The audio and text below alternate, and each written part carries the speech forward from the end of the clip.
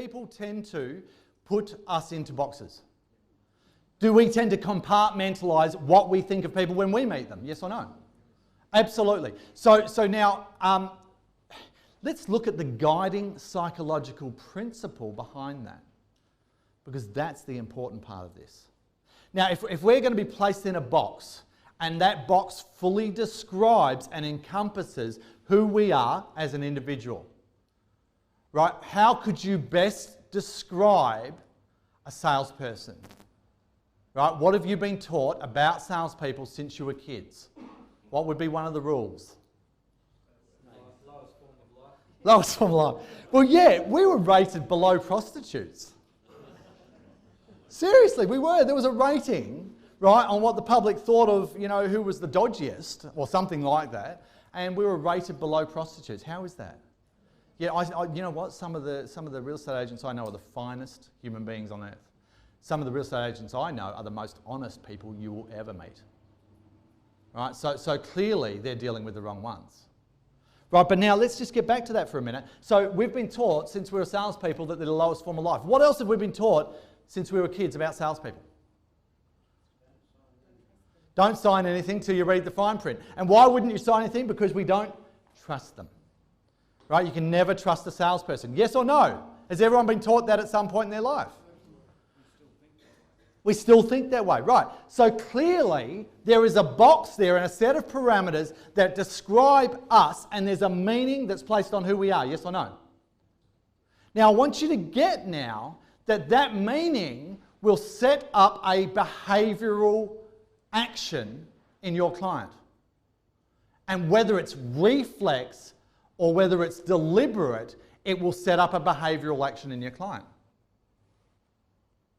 Now, all action, by the way, is preceded by a strategy or pattern of thinking and is preceded by a stimulus or trigger.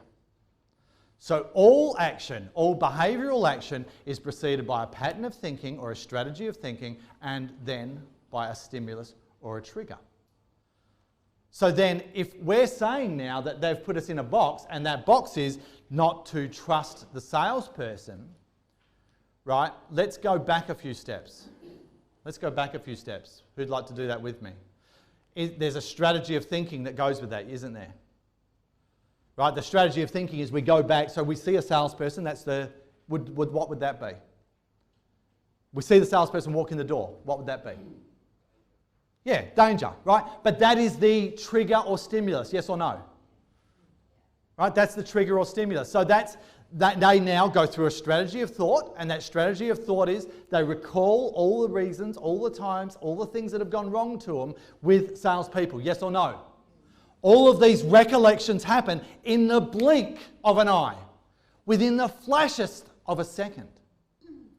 And all of these things happen, and then they arrive at a meaning. And they don't do that deliberately.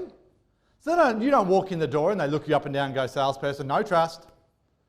Right? They don't do that deliberately, but it happens in the background. It's a program, it's a pre-programmed response that's running.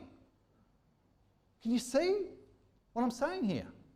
So now if that's happening, you need to get out of that box, because the minute you fall into that box and allow yourself to be placed there, you have got to now overcome a no trust barrier. Yes or no?